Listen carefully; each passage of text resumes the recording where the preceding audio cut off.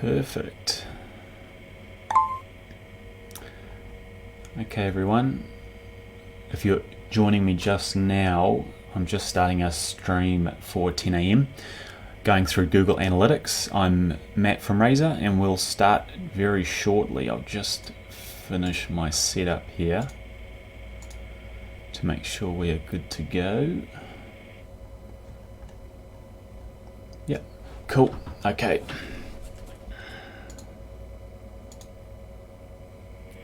Cool, so it's 10 a.m. We're ready to roll.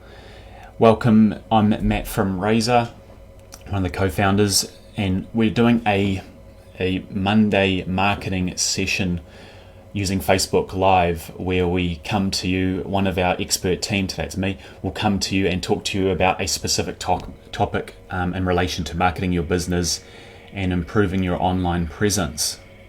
So this is the very first one today. I'd appreciate all of you who watch this, whether live or this coming week, give us some feedback and let us know what you think of the video and if it's helpful and if there's any topics you'd like us to talk about or go into detail around. Cool, so let's get moving. So I'm going to share the screen with you guys and we're going to look at Chrome here. I'm going to open up Chrome and get into Google Analytics. So the first thing is, what is Google Analytics? And the best way to describe it in my view is it's basically a tool to help you analyze your website's statistics. So who's engaging with your website, where are they coming from, what are they doing on it, and so forth. Google Analytics is a free tool you can use yourself. It's not a tool that costs money. It's basically involves setting up a piece of code, putting it into your website, and then over time when people visit your website, it'll start collecting information and statistics around who's on your website, what they're doing on it, and so forth. So pretty much every website we set up and any other web designer would set up would usually have Google Analytics installed on it so that people can monitor their website and see how it's performing. Because it's no use having a website if you don't actually monitor its performance. Without Google Analytics, you can't really tell what your website's doing.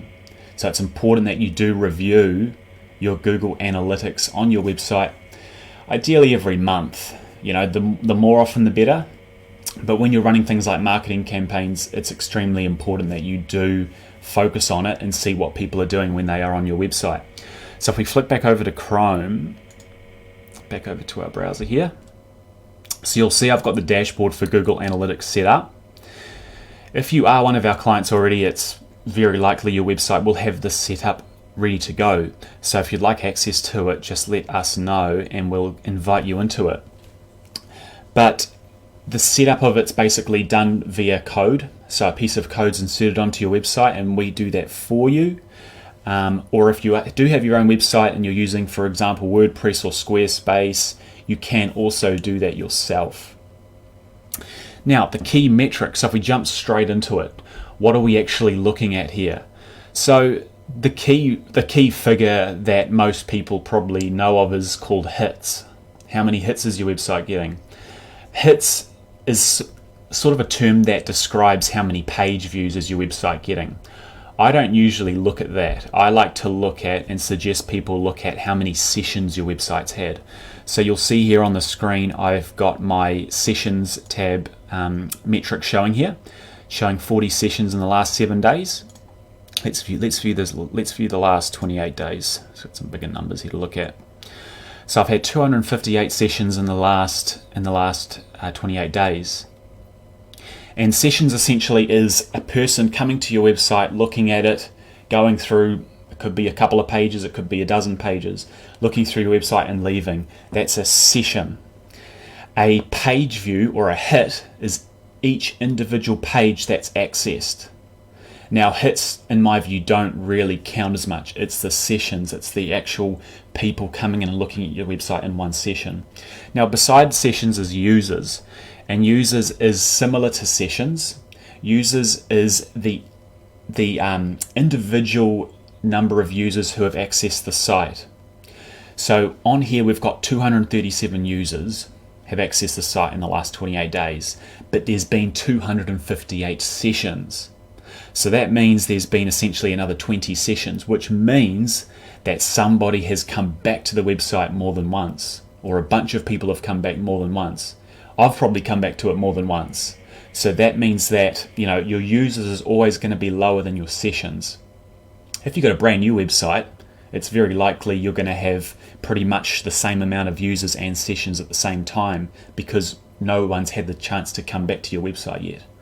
So it's always very good to see a higher number of sessions than users, because it means people are coming back to your site. If you did only have the same amount of users and sessions, then it means that, people aren't coming back, or your website's brand new, as I just said. Now, moving on to bounce rate. That's a good statistic to look at as well. So the bounce rate essentially is defined as the amount of people that land on your website and leave straight away. They might land on your contact us page and get your contact details. That's fine. They might land on your home page and leave straight away. That's called a bounce. Now, bounce rates are generally pretty high.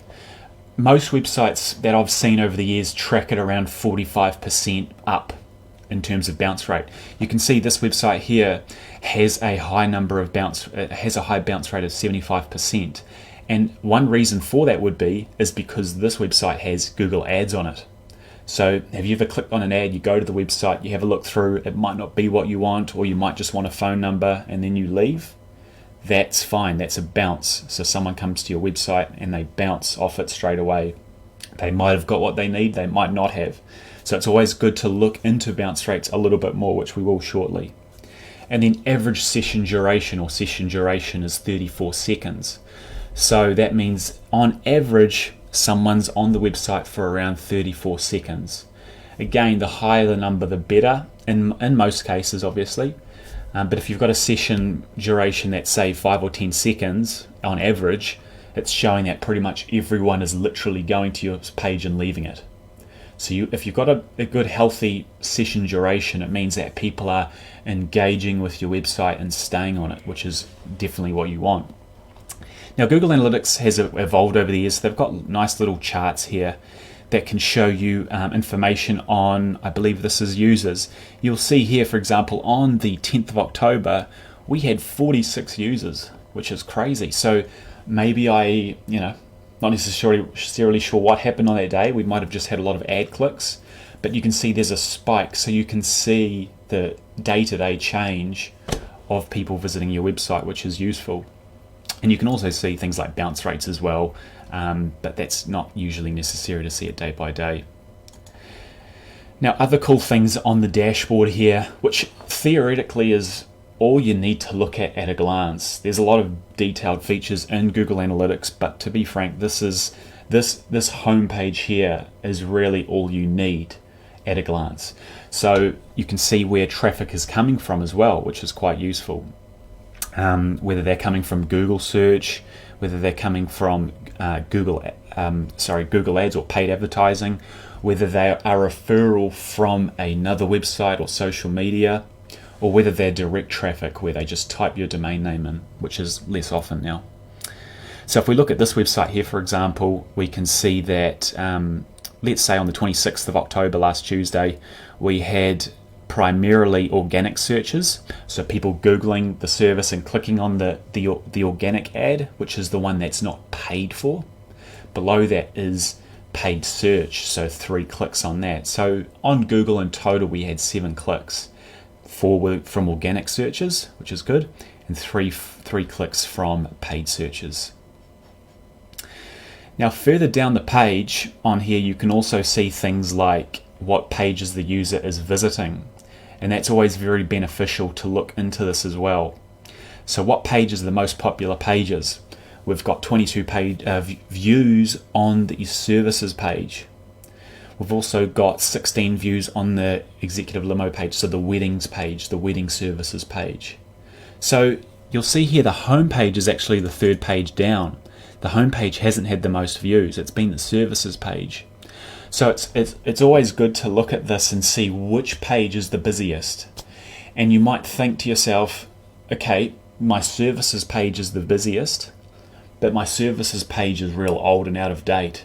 I need to go and update it. Look at the pages that people are going to and make sure they are kept up to date and that they are best reflecting the product or the service that you offer to your customers. Further down, you'll see pages like the About Us page. It's only had one hit in the last 7 days. If I go and view 28 days, it's had 15 hits. But again, my services page has the most hits. So it's important that you analyze the same thing and you look at it and go, everyone's visiting this page. Is it representing what we are doing at the moment? Yes or no? Getting further deeper into that just briefly is the bounce rate on those pages. So if we view the report, when it loads, we can see here that I can see in more detail now the exact number of this average session duration on that page. So again, the services page. Now look at that. The services page has a bounce rate of 94.74%. That's very high. So that means that I should go and look at that page and see what's on it that I could possibly improve to try and get that bounce rate down, because I want people to continue through further into that page when they are viewing it. Another thing that you can consider though in some cases is things like your Contact Us page or your Get a Quote page. That might have quite a high bounce rate or quite a high exit rate, because people are going to your contact page, they get your phone number, they send an email, and then they're gone because that's all they need. So that's common. But on a services page like this example here that you guys can see, this should have a lower bounce rate because, you want people to keep clicking through into your various services. Now on that page furthermore, there's not really many other statistics to go into here without taking up a lot of extra time, so we'll just skip most of those. If we look into, as I say, we've got acquisition. I also wanted to show you, bear with me, under all traffic, audiences, yeah. You can also see your mobile usage as well, which was one other one I wanted to show you guys. So it's good to see how many people are using your website on mobile. Again, let's view the whole month, or even, you could even view like a couple of months data for this. But on here you'll see we've got on average 56% of users on mobile. We've got 39 on desktop and 4% on tablet. So most of the people on this website are on mobile, and chances are most of the people on your website will be on mobile as well. If you look at the bounce rate here, mobile is always going to be higher because people are on their phones, they want information quick and then they're gone. But it also can be a sign that your website's possibly not mobile friendly. So if you've got a very high bounce rate on mobile phones, that's maybe 90%, and your desktop bounce rate's only 50%, then there's a lot of people leaving on their mobile, so maybe your mobile website's not that good, so you might want to have a look at that. Again, session duration in this case is actually higher on mobile, which is strange. Usually, again, you'd see a lower session duration on mobile. And another thing I wanted to show you was geolocation. So you can also see where your users are based. Where they're viewing your website from, excuse me. Now in this case, this business obviously is one that might appeal to international travelers, so I can see what location, what country those users are from, which is real cool. And that's again data over the last 12 months. So we've got some from China, India, Australia. If you're a local business, obviously this isn't relevant. You might still see that you've got statistics showing up here, which is fine. But you want to focus on your country, so on New Zealand, for example. So we'll click on city. Under this little tab here, you can select city, and it will show you what cities people are visiting from or viewing from. So in this case, Auckland's our busiest city. Again, you've got the statistics for every single metric like bounce rate, session duration. Not as important here, I don't believe, but it's good to see where people are viewing from. Wellington, other international cities, Hamilton, Christchurch. So if you're servicing a wide area of New Zealand, it's good to see where your users are coming from. And perhaps if you're very prominent in Hamilton, but you've got very few views there, you can analyze your analytics and go, okay, we're actually not showing up here enough. We need to invest time or marketing into promoting our business or service in Hamilton. So using that location tool is excellent as well. Final one, guys, we've got to wrap it up. We're at 10:14 a.m, so we're just about done, is users flow. So you can see the flow of users throughout your website. So remember we were on that page before. We've got a lot of people landing on the services page. We can see where they go to next. We've got a lot of people landing on the home page, and again we can see where they go to next. So we can see in stages where they are going to. So they go on the home page, and then 55 of them have gone through to the Our Fleet page, and then from there they've gone back to the home page. And you can also see the drop off. Again, that services page has a very high drop off, so we want to have a look at that. And you can see where they go from there. Anyway, in summary, it's critical that you do have Google Analytics set up on your website. So if you don't already, make sure you've got it on there. If you don't have access already, get access to it. If you have a website with us, obviously contact us and we can give you access through to that. Or if you're simply not interested in knowing the details but want a simple report, one of our team will be able to do that for you. So we could just summarize quickly what your website's tracking like over the last few months, and maybe make some suggestions, and maybe point out some certain things like bounce rates might be high in this area, or maybe we need to look at targeting this location, for example. So I hope you enjoyed that Marketing Monday session with me, Matt from Razor. And if you've got any questions in relation to analytics, contact us, as I say. But again, guys, go to Google, and there's lots of good information out there that you can find out in relation to analytics. And also go listen to our podcast at razorweb.co.nz/podcast. And there is a lot of free resources in there, over 100 episodes, and a few of them do talk about analytics and improving your website in general. But until next Monday, we'll see you then. And thanks for listening. I hope you enjoyed it, and I'd love to hear your feedback. Cheers.